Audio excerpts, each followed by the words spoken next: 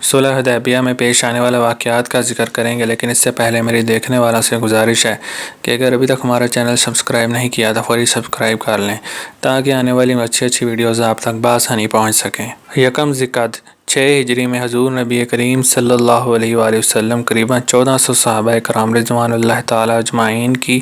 جماعت کے ہمراہ حج بیت اللہ کی زیارت اور عمرہ کی ادائیگی کے لیے مکہ مکرمہ روانہ ہوئے اور ذوالحلیفہ کے مقام پر قبیلہ خزاع کے ایک شخص کو مکہ مکرمہ میں حالات معلوم کرنے کے لیے روانہ کیا، جس نے واپس آ کر اطلاع دی کہ قریش مزاحمت کا ارادہ رکھتے ہیں۔ حضور نبی کریم صلی اللہ علیہ وآلہ وسلم نے صحابہ کرام سے مشورہ کیا کہ حضرت ابوبکر صدیق رضی اللہ تعالی عنہ نے مشورہ دیا، یا رسول اللہ صلی اللہ علیہ وآلہ وسلم، ہم کعبہ کی زیارت کے لیے جا رہے ہیں اور ہمارا لڑنے کا کوئی ارادہ نہیں ہے، آپ صلی اللہ علیہ وآلہ وسلم تشریف لے چلیں، اگر کسی نے مزاحمت کی تو ہم اس کا مقابلہ کریں گے۔ حضور نبی کریم صلی اللہ علیہ وآلہ وسلم نے حضرت سیدنا ابوبکر صدیق رضی اللہ تعالی عنہ کی رائے کو پسند کیا اور ذوالحلیفہ سے روانہ ہوئے اور مکہ مکرمہ سے باہر حدیبیہ کے مقام پر قیام پذیر ہوئے۔ حضور نبی کریم صلی اللہ علیہ وآلہ وسلم کو علم ہوا کہ مشرکین کے عزائم خطرناک ہیں اور لڑنا چاہتے ہیں، تو نبی کریم صلی اللہ علیہ وآلہ وسلم نے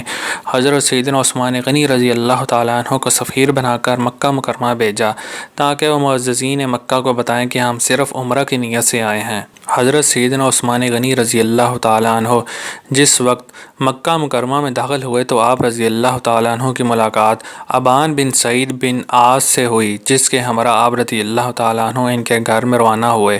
آپ رضی اللہ تعالی عنہ نے ابان بن سعید کے ہمراہ حضور نبی کریم صلی اللہ علیہ وسلم کا پیغام ابو سفیان اور دیگر معززین مکہ کو پہنچایا۔ حضرت عثمان غنی رضی اللہ تعالی عنہ کے اس پیغام کے جواب میں قریش نے کہا کہ ہم تمہیں بیت اللہ شریف کے طواف کی اجازت دیتے ہیں، لیکن حضور نبی کریم صلی اللہ علیہ وآلہ وسلم اور دیگر صحابہ اکرام کو اس کی اجازت نہیں دیں گے۔ آپ رضی اللہ تعالی عنہ نے فرمایا کہ میں حضور نبی کریم صلی اللہ علیہ وآلہ وسلم اور دیگر صحابہ اکرام کے بغیر طواف کعبہ ہرگز نہ کروں گا۔ حضرت سیدنا عثمان غنی رضی اللہ تعالی عنہ کے اس انکار کے بعد مشرکین نے انہیں اپنے پاس روک لیا اور یہ افواہ مشہور کر دی گئی کہ حضرت عثمان غنی رضی اللہ تعالی عنہ کو شہید کر دیا گیا ہے۔ حضور نبی کریم صلی اللہ علیہ وآلہ وسلم کو جب حضرت عثمان غنی کی شہادت کا علم ہوا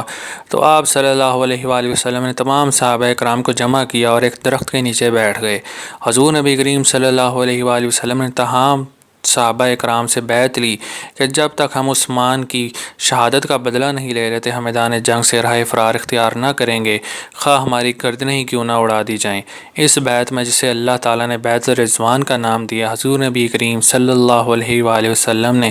اپنا دایاں ہاتھ حضرت عثمان غنی رضی اللہ تعالیٰ عنہ کی طرف سے بیعت کے لیے پیش کیا۔ مشرکین مکہ کو جب بیعت رضوان کی اطلاع ملی تو انہوں نے حضرت عثمان غنی کو رہا کر دیا اور حضور نبی کریم صلی اللہ علیہ وآلہ وسلم سے صلح کے لیے ایک وفد بھیجا، جس کی سربراہی سہیل بن عمرو کر رہا تھا۔ سہیل بن عمرو نے حضور نبی کریم صلی اللہ علیہ وآلہ وسلم سے بات چیت شروع کی اور جب مذاکرات کامیاب ہو گئے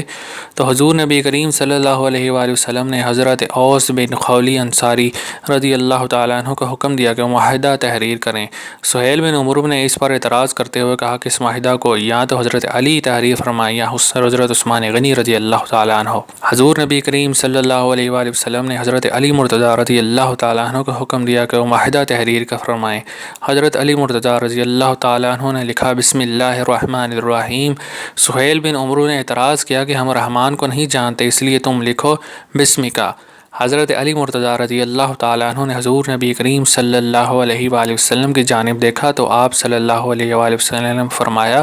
تم بسمک اللہم لکھ لو۔ حضرت علی مرتضیٰ رضی اللہ تعالیٰ عنہ نے حضور نبی کریم صلی اللہ علیہ وآلہ وسلم کے فرمان کے مطابق لکھ دیا۔ پھر حضور نبی کریم صلی اللہ علیہ وآلہ وسلم نے فرمایا، ھذا ما قضى علیہ محمد رسول اللہ صلی اللہ علیہ وآلہ وسلم لکھو۔ سہیل بن عمرو نے اس پر بھی اعتراض کیا کہ ہم آپ صلی اللہ علیہ وآلہ وسلم کو رسول نہیں مانتے، اس لیے یہاں محمد بن عبداللہ صلی اللہ علیہ وآلہ وسلم لکھا جائے۔ حضرت علی مرتضیٰ رضی اللہ تعالیٰ عنہ نے آپ صلی اللہ علیہ وآلہ وسلم کی جانب دیکھتے ہوئے عرض کیا، میں یہ نہیں کر سکتا۔ آپ صلی اللہ علیہ وآلہ وسلم نے آگے بڑھ کر خود رسول اللہ کے لفظ مٹا دیے اور اس کی جگہ محمد بن عبداللہ صلی اللہ علیہ وآلہ وسلم لکھ دیا اور حضرت علی مرتضیٰ سے فرمایا، میں محمد رسول اللہ صلی اللہ علیہ وآلہ وسلم ہوں اور محمد بن عبداللہ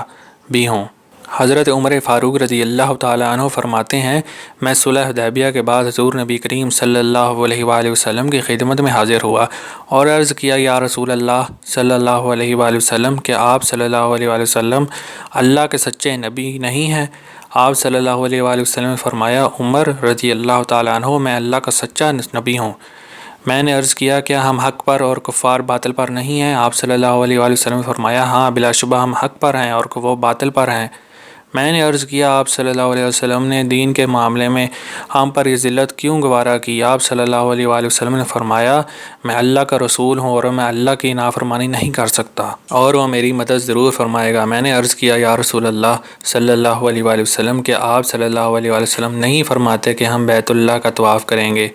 آپ صلی اللہ علیہ وآلہ وسلم نے فرمایا، کیا میں نے تمہیں یہ کہا تھا کہ ہم اس سال طواف کریں گے؟ میں نے عرض کیا کہ نہیں۔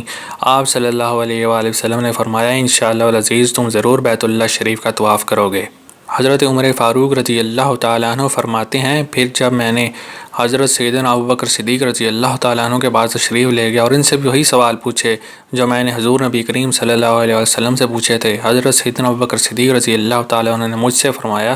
عمر یاد رکھو، حضور نبی کریم صلی اللہ علیہ وآلہ وسلم اللہ کے بندے اور رسول ہیں، وہ اللہ کی نافرمانی نہیں کرتے، تم بھی ان کا دامن پکڑے رکھو، اللہ کی قسم حضور نبی کریم صلی اللہ علیہ وآلہ وسلم حق پر ہیں۔ صلح حدیبیہ میں مسلمانوں کی جانب سے حضرت سیدنا ابوبکر صدیق رضی اللہ تعالیٰ عنہ اور حضرت عمر فاروق، حضرت عبد الرحمن بن عوف، حضرت سعد بن ابی وقاص، حضرت عبداللہ بن سہیل بن عمرو اور حضرت علی مرتضیٰ رضی اللہ تعالیٰ عنہما نے بطور خاص دستخط کیے۔ حضور نبی کریم صلی اللہ علیہ وآلہ وسلم کے دست حق پر اس بیت کو بیت الرضوان کے نام سے یاد کیا جاتا ہے۔ اللہ عز و جل نے بیت الرضوان کے بارے میں قرآن مجید میں سورہ فتح میں یوں ارشاد فرمایا،